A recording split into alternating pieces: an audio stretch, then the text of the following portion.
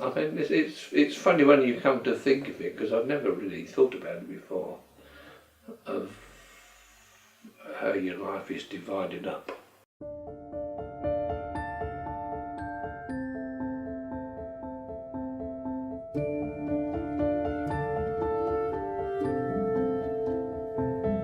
Craze, yeah, they were in the next stream. Wake up, Hitler's come to bomb us. This is how our young childhood was.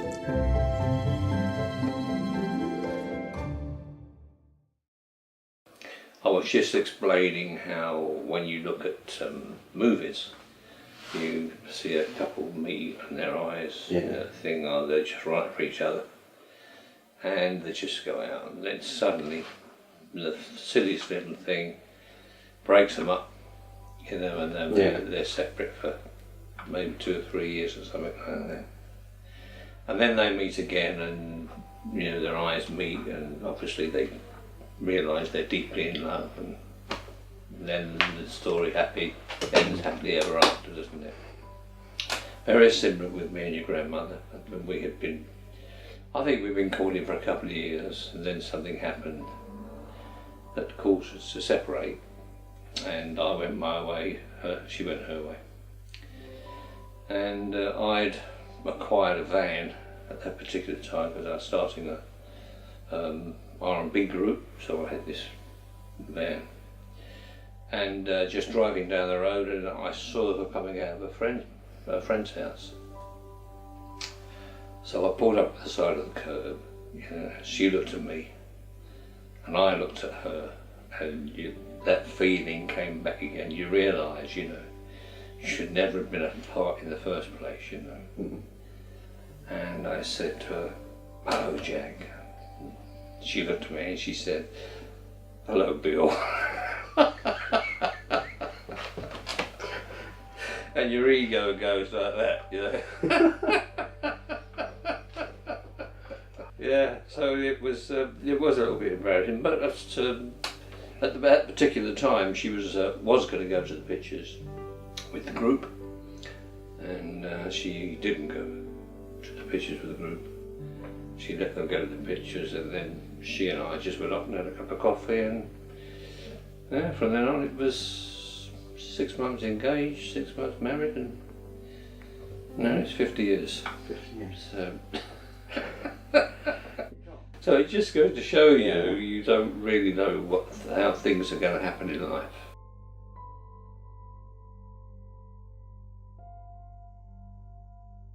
Lead guitarist was a chap called Terry Thomas, and in those days there was a comedian, an old comedian named Terry Thomas. But Terry worked for the BBC, and then there was a chap called Colin Clacy, and he was their rhythm guitarist, and he was an apprentice printer. So he was about 17 and a half, I think Colin was. Colin was about 17 and a half. Terry, I think, was about 18 and a half. And then we had Mervyn, whose father was a Jewish tailor.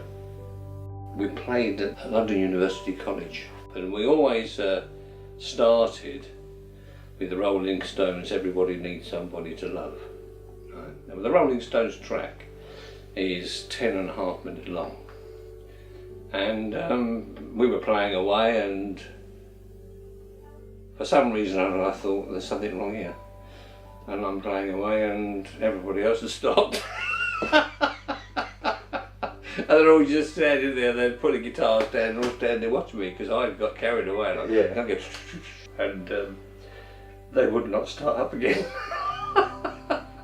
And when there's so much of a drum solo you can do, and I'm playing this and I'm looking at them, and eventually, after about 5 minutes, they decided that they'd join back in again. We thought that was a good gig, but then we did a gig in Tottenham, at the Tottenham Technical College, and we'd been put down in front of the stage because on the stage was this lame suited Elvis group, and obviously being hired by somebody, and they were playing all Elvis stuff, you know, and and all the students were just standing around. And we thought, they weren't too bad as an Elvis group, they weren't too bad, but obviously, I mean, this is the late 60s, and and all the students aren't bothered with this at all. So we'd all set up, and they'd finished, and then we started again. Everybody needs somebody to love, and as soon as we started, hell broke out. They all absolutely crackers, the wing crackers, and it was such a good gig that all the guitarists were out in amongst the dancers, playing and dancing to them, leaving me, and the floor was so unstable that I had to keep on catching the drums as I was playing them. They were going forward and I was having to put them back again, and I was doing that most of the night, but it was such a good gig. We did a contest for Melody Maker magazine, and they had a contest going down in Brighton, and we entered that, and also there was a group called the Trogs, which we'd never heard of. They were a Midlands group, Birmingham or somewhere around about there, the Trogs. And we went down there, and you had to play an original, so in an instrumental, so say something that the Shadows did or something like that. You had to play one of the top 10 songs, and you had to play one that you'd written yourself. And I think I was going on holiday, and I think we came third. I think it was about 15 groups. The Trogs came first, and they would do because they went down with about 3 coachloads of fans to start with. It was all about, clapping and supporting the group. They already had 150 odd people down there to start with the Trogs, so it was all a big con job, really. Yeah. That's what it was, really, a big con job. But we did that, somewhere around there's a tape with a couple of originals on and a couple of old ones on. But it was an interesting life until, as I say, your Grandad and I decided to get married, so we needed money.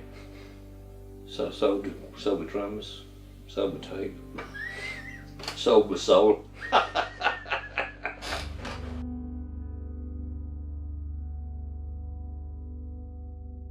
But I think one of the funniest things in my life was when I was in the Merchant Navy. I was 17, and I was in the Merchant Navy, and we had come through the Mediterranean, and we had docked at Port Said just before going down the Suez Canal. What happens is as you dock there, these very small boats come round with Arabs on them, and they want to sell you leather camels and all this stuff. And it doesn't matter if you haven't got any money, they'll exchange something. I mean, even clothing, they'll exchange. What they do is they throw a rope up with a basket attached to it. So they've got a bit of rope, there's the basket, you've got a bit of a rope, and you pull the rope up and you get the basket and you put whatever it is you're going to exchange to them. And then what do? They just pull the rope, don't they? Yeah. They happened to about 3 or 4 of us, so we stashed that one away. So we're going to go ashore. So the chief steward said, right, okay, I'll give you a tip. If you don't want to be bothered by the Egyptians, and you will be, because as you're walking down the street, they'll all come into my shop, come into my carpet place, come into my cafe. You've got a nice watch, I'll give you 5 watches for your 1 watch, and all their watches run by elastic bands. And he said, if you don't want to be bothered by them, speak Scottish. So all you got to do, you sound like a Scotsman. So he said, okay, we'll try it. Got off the boat, and yes, and he was absolutely right. As soon as we got down the gangplank and we was walking along the pool, they were on us. Want to buy this, blah, blah, blah. Oh, away, man, they were gone. Well, they were gone. And we just walked right the way through them. We went into Port Side, and we were looking around Port Side at the different sites and stuff that were there. We was in there for about 2 hours. And the guy who was at the back of us noticed there was 4 or 5 people following us. Mm. Okay. So we was on our way back to the boat anyway. And as we're getting nearer the boat, there's about 10 people behind us. So by the time we've got to the dock gates, there's about 30 people behind us. So suddenly we heard, run! So we ran like mad, and we got up onto the ship, and there was a chief steward there, and he was laughing his head off, I said, what are you laughing at? He said, I forgot to tell you, if you're going to go in town and you're going to start speaking Scots, the one at the back, the bloke behind you, has got to look and make sure no one follows you, because they hate the Scots. And if they'd have caught you, they'd have beaten you up. So we got out of that one quite lightly. And on another occasion, we'd stopped in Bombay, and you can smell Bombay about 15 miles out. And we got into Bombay, and there was 3 of us used to hang together. And we got one of these horse and carts, because their taxis then were horses and buggies. So we got in the back of this buggy and, come on, let's go to the caves. Now we'd heard about some of the blokes talking about the caves, but we hadn't the faintest idea what they were. We thought they were caves. Yeah. Let's go to the caves. So we said to this bloke, caves, me, right? So he went into the centre of town. I said, caves in the centre of town. So he dropped us off at this particular building, and we asked for his money, and we said to him, "Right, caves." He said, "That's the caves." He said, "What are you talking about?" "No, caves. No, that's the caves." It was a brothel.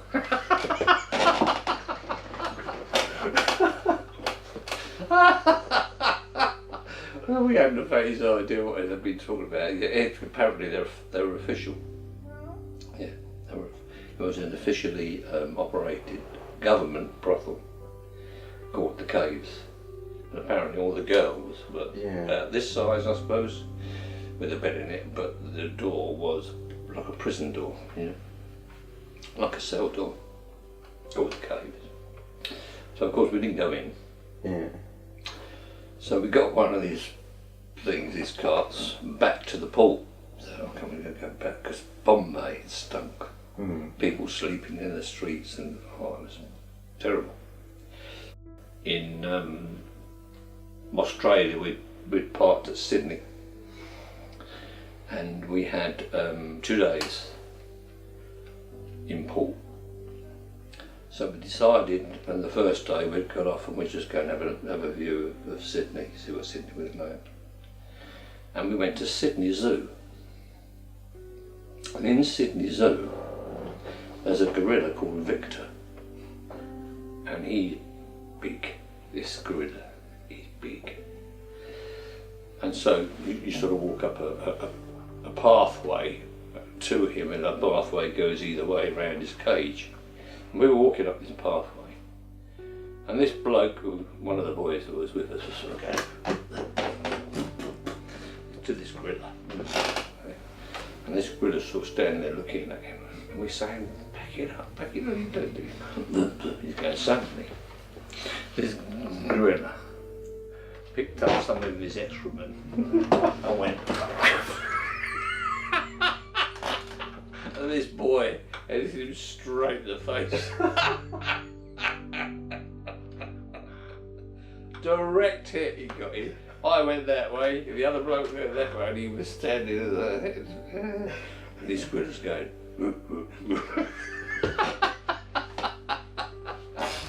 Standing there again. So he had to go back to the boat and get changed. So we thought, right, okay, what a ridiculous thing to do. What can we do next? I'll tell you what we do. We'll climb up the Sydney Harbour Bridge. Now they've got a walkway. You can actually walk across the top of Sydney Harbour Bridge. In those days they didn't. So there's the three of us. Let's cross Sydney Harbour Bridge. Okay, right, so off we go, do we? Start climbing up Sydney Harbour Bridge. So we get about a third of the way up Sydney Harbour Bridge. Hey! Yeah. You three, get down here. Who's that? Oh, I don't know. Come on, hurry up, I'm going to get across. Started to move again. Oi! We said get down here. You take another step and we'll shoot. We'll shoot? Who's that? One of them had. It's the police. Oh my goodness. So come all the way back down here. Right, okay then. In the nick. So we were put into the nick, put into the cell. Yeah. So the chief steward had to come and bail us out of the prison. At these cells. It cost us a day's wages to get out of this prison. Yeah. Oh dear, oh dear. So we'd got to Australia and we were coming back again, and we remember Port Said. And it was somebody's birthday on the ship, and we grabbed hold of a couple of dozen balloons and we filled them with water. We put all these balloons with water. So of course we've come along, we've opened our portholes, and there's all these Arabs there. Hello Johnny, yeah. You want to swap? Yeah, what have you got? Oh, we've got these nice camels, blah blah blah blah. Yeah. Throw your rope up then. So they threw the rope up. This time we tied it to our bunks. So they couldn't pull the rope. And then they are trying to pull the rope. So we came out of our cabins, we went up onto the first deck, and then we just bombarded them with these balloons full. We absolutely drowned them. And they couldn't get away from the boat because we tied them up to our bunks. You know? Yeah, so we got our own back that way. So that was my Merchant Navy days. That's all we did.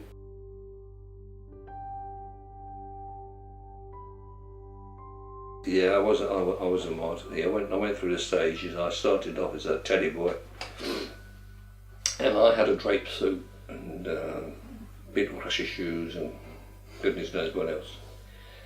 I did that. I suppose I was a Ted for about 6 months or so, and then I bought a scooter. So you can't be a Ted with a scooter. So I changed from being a teddy boy to a mod. So I became a mod. Now I had the scooter for probably a year.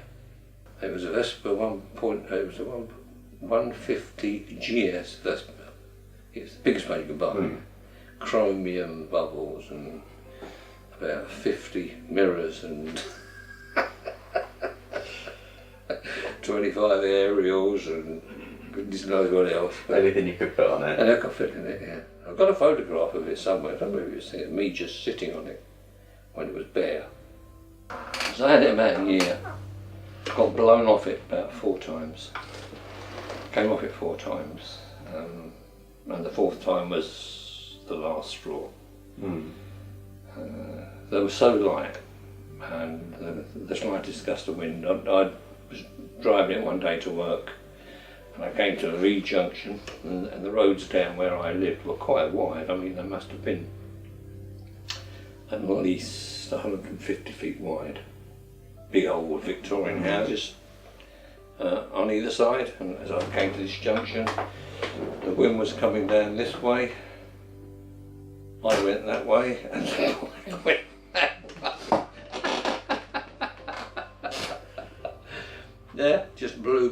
straight off the bike. And the bike was going down the road all by itself, and he went about 50 feet down the road. And I got and picked myself up and got down there. When I got down there, some old chap said to me, "Oh, you all right?" I said, "Yeah." Sort of ripped my trousers and dented these chromium bubbles in. And I thought to myself, blow this is ridiculous. Because the wheels are only 10-inch, 12-inch wheels.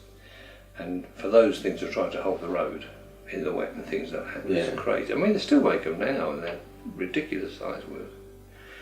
But that was the last time I come off that, and I thought, right, that goes at the end of that, so I sold it. And I bought this van. The Crays, they were in the next street. Next street along? Yeah, they were in the next street. Everybody knew the Crays. Yeah.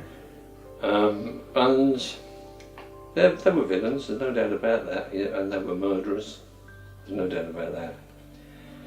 But the thing about them is that it's strange, if you lived within their vicinity, you were safe.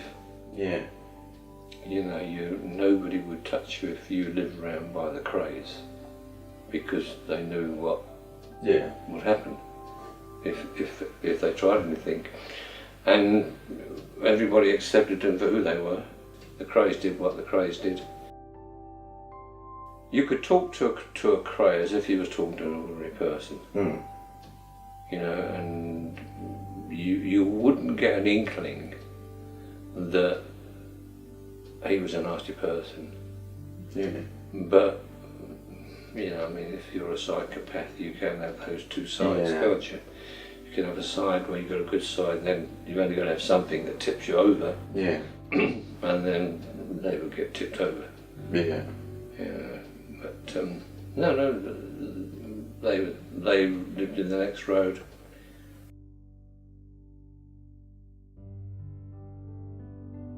It was London itself that caused us to move to Derby, because where we were living in Haydn,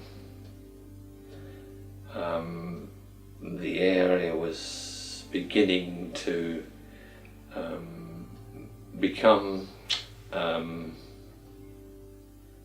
polarised in a way. You just start getting ghettos. Yeah.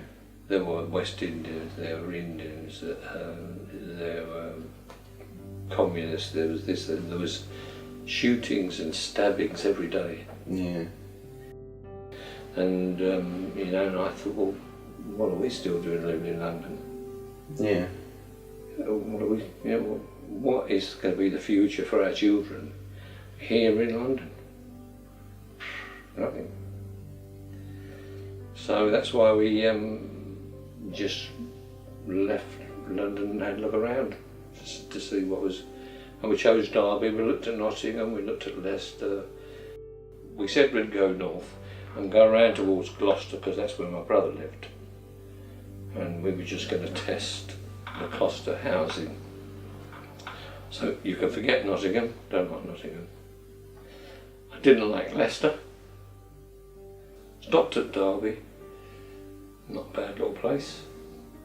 So we'd seen a house in Little Over Lane. So we said the next weekend, let's go back up to Derby.